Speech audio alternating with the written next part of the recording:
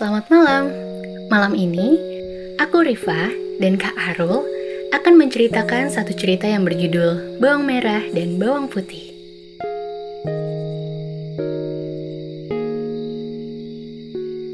Pada suatu hari, hiduplah dua orang gadis yang bernama Bawang Putih dan Bawang Merah.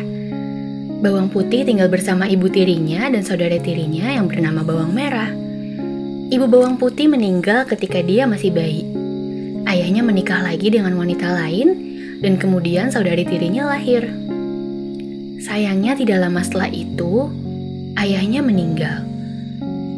Sejak itu kehidupan Bawang Putih menjadi sangat menyedihkan. Ibu dan saudara tirinya memperlakukan Bawang Putih dengan buruk dan selalu memintanya untuk melakukan semua pekerjaan rumah tangga. Suatu pagi, Bawang Putih sedang mencuci beberapa pakaian di sungai. Secara tidak sengaja, pakaian ibunya terhanyut oleh sungai. Dia benar-benar khawatir dan takut sehingga dia berjalan di sepanjang sisi sungai untuk menemukan pakaian itu. Akhirnya dia bertemu dengan seorang wanita tua. Wanita tua itu mengatakan bahwa ia menyimpan pakaian ibu Bawang Putih dan akan mengembalikannya ke Bawang Putih jika ia membantu wanita tua itu melakukan pekerjaan rumah tangga. Bawang Putih dengan senang hati membantu si nenek. Setelah semuanya selesai, wanita tua itu mengembalikan pakaian Bawang Putih. Setelah itu, dia juga memberi Bawang Putih hadiah. Wanita tua itu memberikan 2 labu. 1 labu kecil dan 1 labu besar. Bawang Putih harus memilih salah satu untuk dibawa pulang. Bawang Putih bukanlah gadis yang tamak.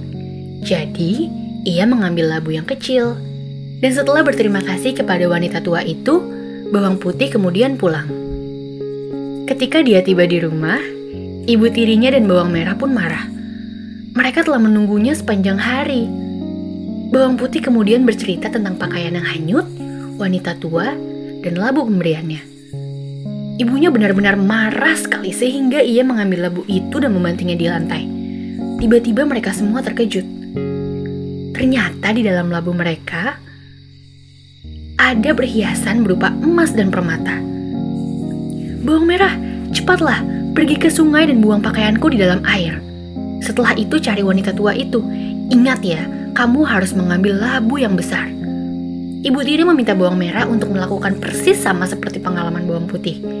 Bawang Merah segera pergi ke sungai. Ia melempar pakaian dan berpura-pura mencarinya.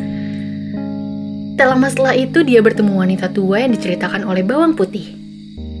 Seperti sebelumnya, si nenek meminta Bawang Merah untuk melanjutkan pekerjaan rumah tangga.